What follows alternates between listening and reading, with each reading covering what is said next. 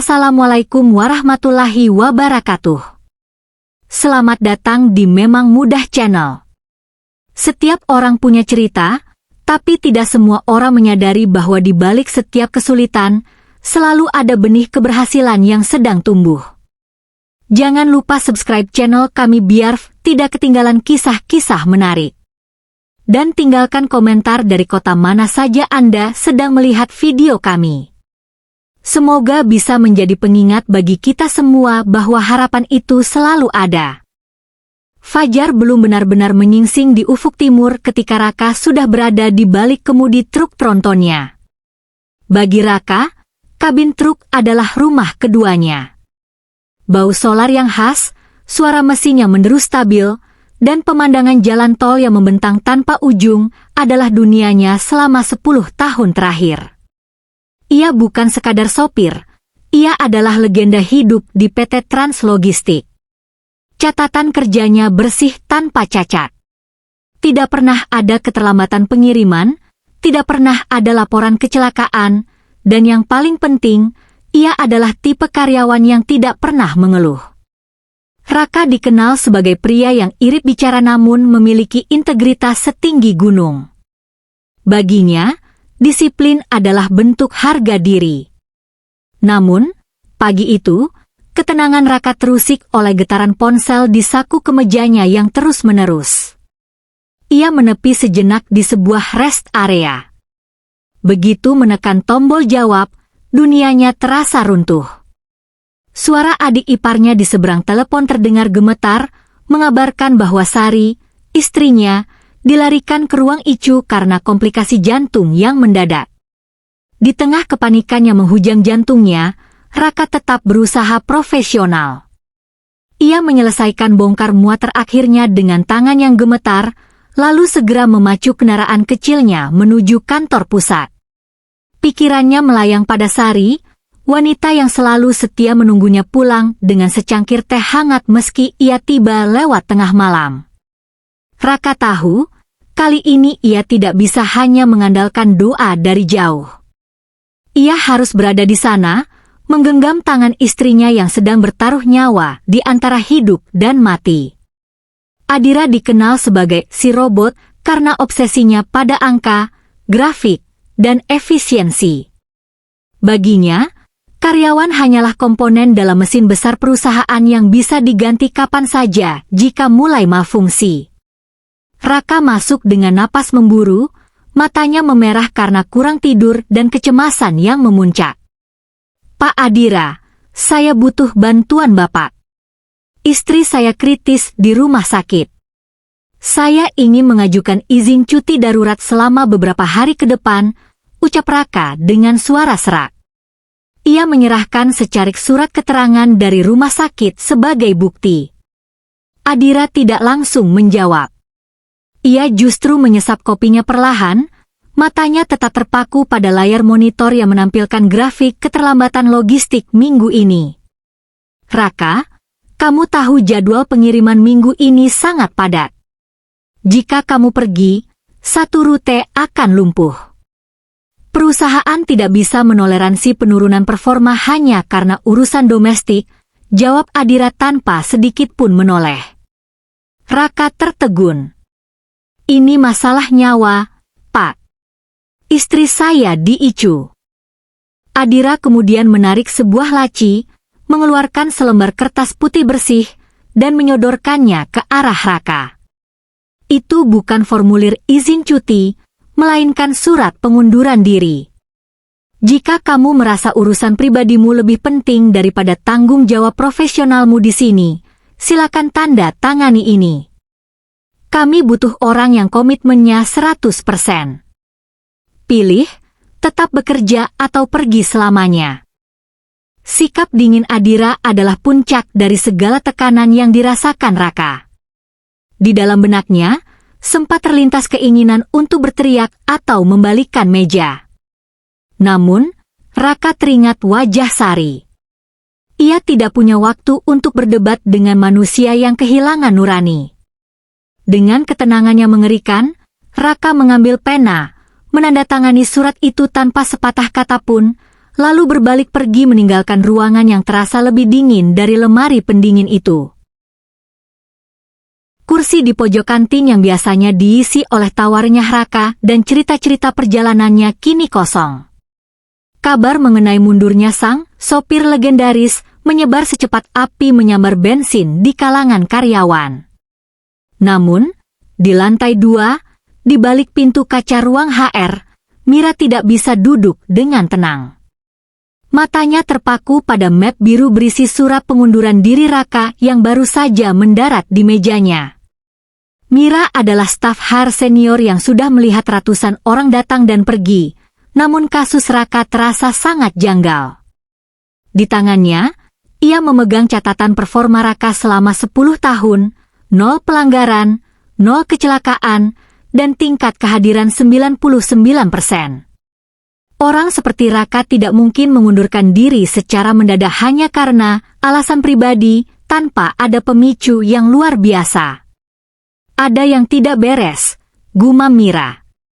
Ia melirik ke arah ruang kerja Adira yang tertutup rapat. Dari balik kaca film yang gelap, ia bisa melihat Adira sedang sibuk menelepon seseorang dengan raut wajah yang tampak puas, bahkan cenderung ceria, pemandangan yang sangat kontras dengan situasi salah satu karyawan terbaik mereka yang sedang tertimpa musibah. Langkah sunyi sang detektif kantor. Mira memutuskan untuk memulai penyelidikan kecilnya sendiri. Langkah pertama yang ia lakukan adalah menghubungi rekan satu tim Raka di lapangan. Dari sanalah ia mengetahui fakta yang memilukan, istri Raka, Sari, sedang kritis di ICU. Raka tampak hancur kemarin, Mbak Mira. Dia cuma ingin izin beberapa hari, tapi Pak Adira bilang kalau dia tidak bisa komitmen pada truk, dia tidak punya tempat di sini, bisik salah satu sopir dengan nada takut-takut. Informasi itu bagaikan tamparan bagi Mira. Sebagai orang HR, ia tahu betul kebijakan perusahaan bahwa dalam kondisi darurat medis keluarga inti, karyawan berhak mendapatkan cuti istimewa. Mengapa Adira justru menyodorkan surat pengunduran diri? Mira kemudian beralih ke komputernya. Ia masuk ke sistem jaminan kesehatan perusahaan. Jantungnya berdegup kencang saat melihat status asuransi Raka. Karena Adira memproses pengunduran diri tersebut dengan label resign sukarela tanpa paksaan dan mempercepat tanggal efektifnya menjadi hari itu juga, maka secara otomatis sistem memutus seluruh manfaat asuransi kesehatan Raka saat itu juga. Jahat sekali, desis Mira. Ini berarti, di saat Raka membutuhkan biaya ratusan juta untuk operasi jantung istrinya, ia baru saja kehilangan satu-satunya perlindungan finansial yang ia miliki. Dan itu terjadi karena manipulasi prosedur yang dilakukan Adira. Menemukan motif di balik kekejaman. Penyelidikan Mira tidak berhenti di situ. Ia merasa ada motif lain mengapa Adira begitu bernafsu mendepak Raka. Melalui akses internalnya, Mira memeriksa riwayat pengajuan karyawan baru yang diajukan Adira pagi ini. Benar saja, sebuah nama muncul sebagai calon pengganti Raka, Bima Putro. Setelah menelusuri latar belakang nama tersebut melalui media sosial dan data referensi, Mira menemukan benang merahnya. Bima adalah sepupu jauh dari istri Adira. Adira sengaja menciptakan ruang kosong di posisi senior, posisi dengan gaji dan tunjangan tertinggi bagi pengemudi, untuk memberikan jalan bagi kerabatnya sendiri. Raka bukan sekadar korban sikap dingin Adira, ia adalah korban dari praktik nepotisme yang sistematis. Raka dipilih sebagai target karena Adira tahu Raka adalah orang yang jujur dan tidak akan melawan jika ditekan dengan masalah keluarga. Adira memanfaatkan rasa panik Raka untuk merampas mata pencahariannya. Mengumpulkan bukti terakhir.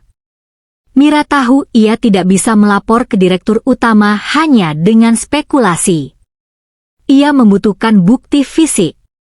Sore itu, setelah Adira pulang lebih awal, Mira meminta bantuan staf IT untuk membuka rekaman CCTV beserta audio di lorong depan ruang operasional. Dalam rekaman tersebut, terlihat jelas bagaimana Raka masuk dengan wajah memelas dan penuh harapan, namun keluar hanya dalam waktu 10 menit dengan bahu yang lunglai dan surat di tangan. Yang paling krusial adalah rekaman suara di area meja sekretaris yang menangkap samar-samar ucapan Adira. Tanda tangani ini sekarang atau istrimu tidak akan pernah melihatmu lagi karena kamu harus terus menyetir. Pilih sekarang, Raka. Tangan Mira gemetar saat menyimpan file rekaman tersebut ke dalam diska lepas, flash disk. Ia menyadari bahwa tindakan Adira bukan hanya masalah manajemen yang buruk, tapi sudah masuk ke ranah intimidasi dan pelanggaran hak asasi manusia di lingkungan kerja. Malam itu, Mira tidak langsung pulang. Ia duduk di ruangannya yang gelap, menatap layar monitor yang menampilkan foto profil Raka yang sedang tersenyum di depan truknya. Mira mengambil sebuah keputusan besar. Ia akan mempertaruhkan posisinya sendiri untuk membela sopir jujur itu.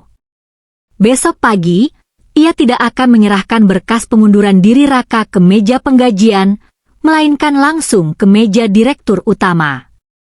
Tabir gelap di PT Translogistik mulai tersingkap, dan Mira telah memegang kunci untuk meruntuhkan kekuasaan palsu yang dibangun oleh Adira di atas penderitaan orang lain. Di tengah ruangan rapat utama yang kedap suara, Bapak Hendrawan, direktur utama sekaligus pendiri perusahaan, duduk di ujung meja panjang dengan wajah sedingin marmer. Di hadapannya, tertumpuk dokumen yang disiapkan Mira semalam suntuk. Adira melangkah masuk ke ruang rapat dengan langkah tegap, menyunggingkan senyum yang dipaksakan. Ia mengira pemanggilan mendadak ini berkaitan dengan laporan efisiensi bulanan yang baru saja ia kirimkan, di mana ia memangkas biaya operasional dengan cara yang cukup drastis.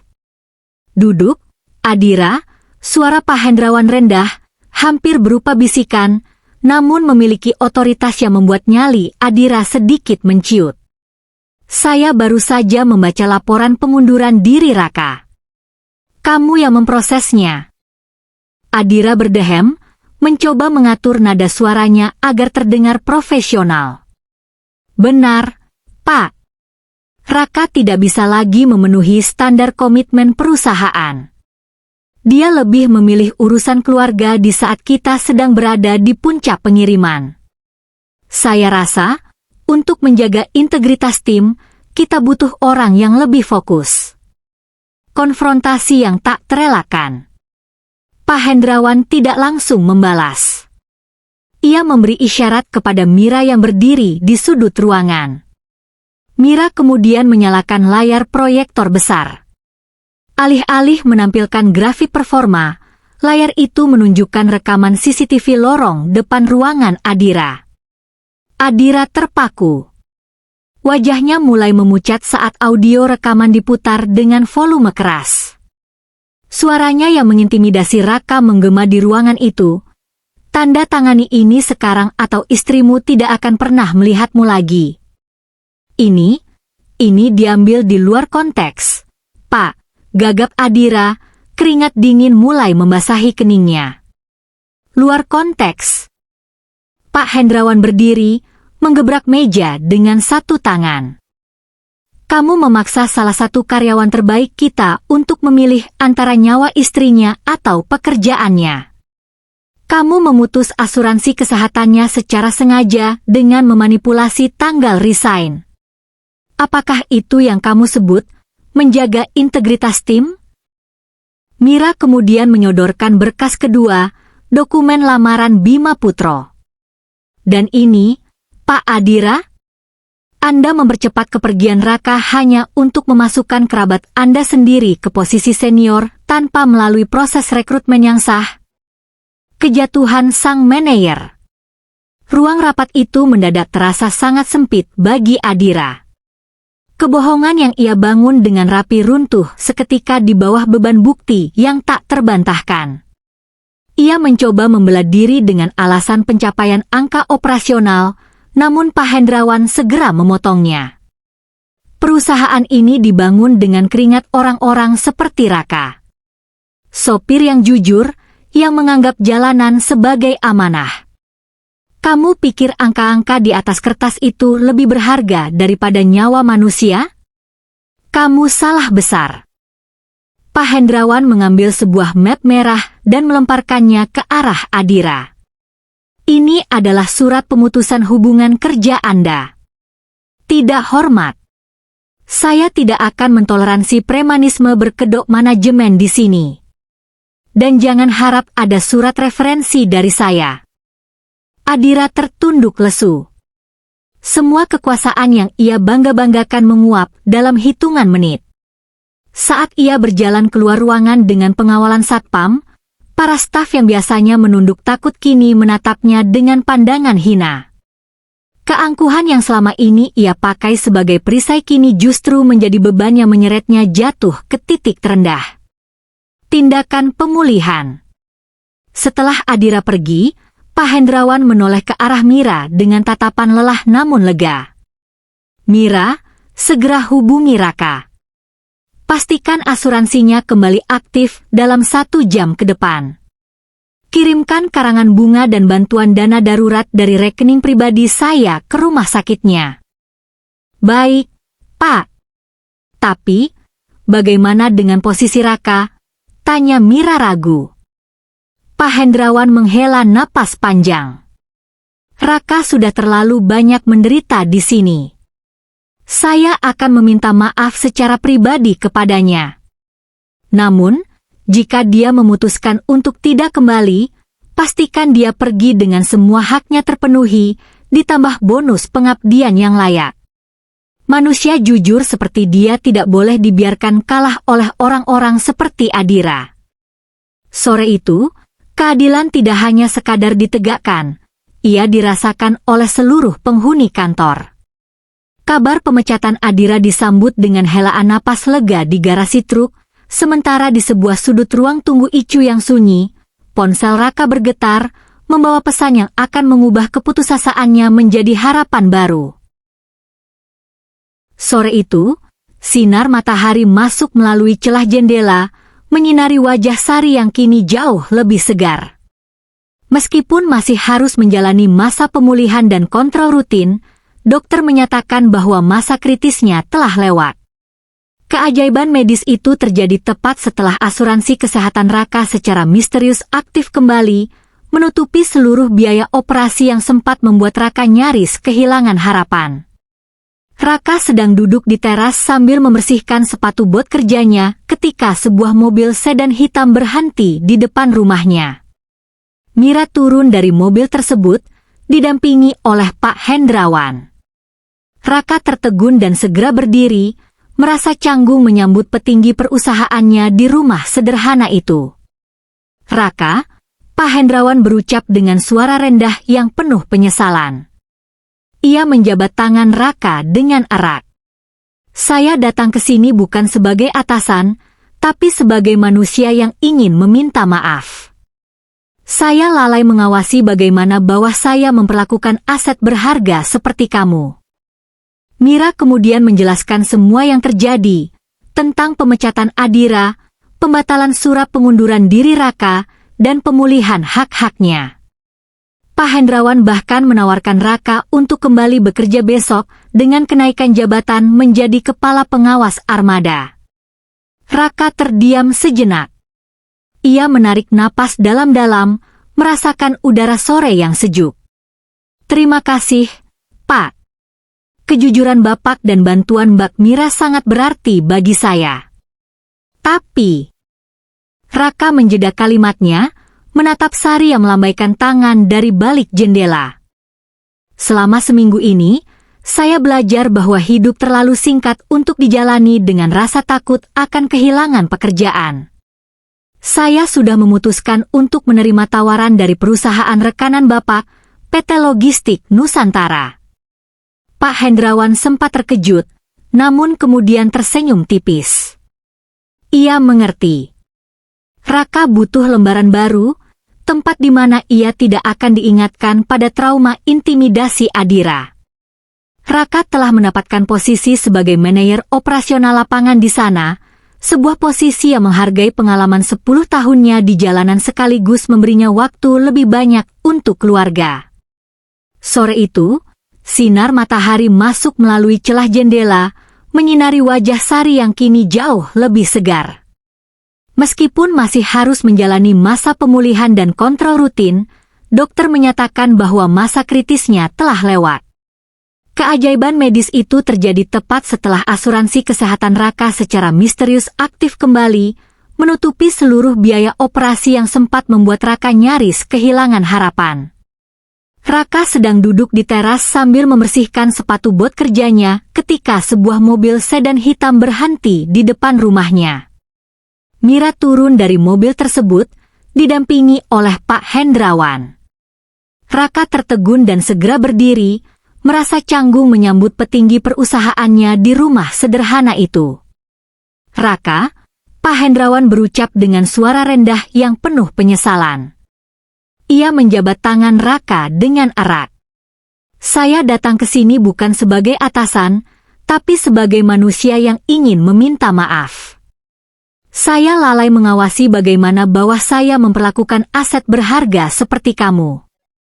Mira kemudian menjelaskan semua yang terjadi, tentang pemecatan Adira, pembatalan surat pengunduran diri Raka, dan pemulihan hak-haknya. Pak Hendrawan bahkan menawarkan Raka untuk kembali bekerja besok dengan kenaikan jabatan menjadi kepala pengawas armada. Raka terdiam sejenak. Ia menarik napas dalam-dalam, merasakan udara sore yang sejuk. "Terima kasih, Pak. Kejujuran Bapak dan bantuan Mbak Mira sangat berarti bagi saya. Tapi..." Raka menjeda kalimatnya, menatap Sari yang melambaikan tangan dari balik jendela. "Selama seminggu ini, saya belajar bahwa hidup terlalu singkat untuk dijalani dengan rasa takut akan kehilangan pekerjaan.